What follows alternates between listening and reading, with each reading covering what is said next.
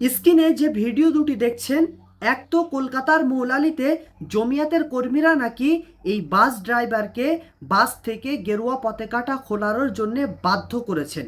যদি এটা সত্যি হয় তাহলে অবশ্যই এটা নিন্দনীয় বিষয়।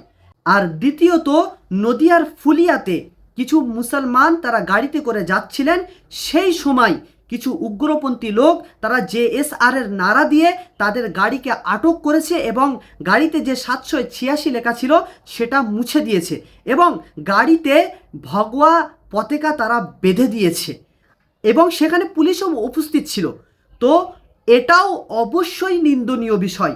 তো আমি এখন বলতে চাই ওই সমস্ত লোকেদের যারা মৌলালির এই ঘটনাটি নিয়ে বিরাট সেকুলারিজম শিখাচ্ছিল এবং ভিন্ন ধরনের উগ্রপন্থী কথাবার্তা তারা ফেসবুকের মধ্যে পোস্ট করেছে। তো আমি তাদের কাছে জিজ্ঞাসা করতে চাই, যখন নদিয়ার ফুলিয়াতে এই ঘটনা ঘটলো তখন কি আপনারা সেকুলারিজমের কথা বলেছেন? যদি না বলেন তাহলে আমি বলবো আপনারাই সেকুলারিজমকে আগে নষ্ট করছেন এবং দেশের মানুষদের মধ্যে ভ্রাতৃত্বকে নষ্ট করছেন, আপনারাই দাঙ্গা বাঁধানোর চেষ্টা করছেন।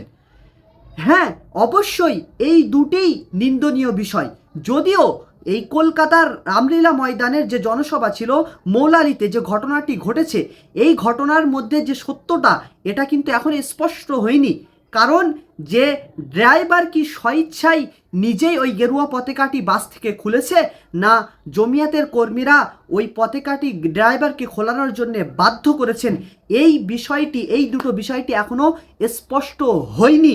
সেজন্য সকলের কাছে অনুরোধ করব, যখন আমরা কথা বলবো তখন জাস্টিফাই করে কথা বলি, আর না হলে হিন্দু মুসলমানদের মধ্যে এমনই ভ্রাতৃত্ব নষ্ট হয়ে যাবে, এই দেশের মধ্যে দাঙ্গা ফাসাদ ছড়াবে, তখন কেমন একটা লাগবে না?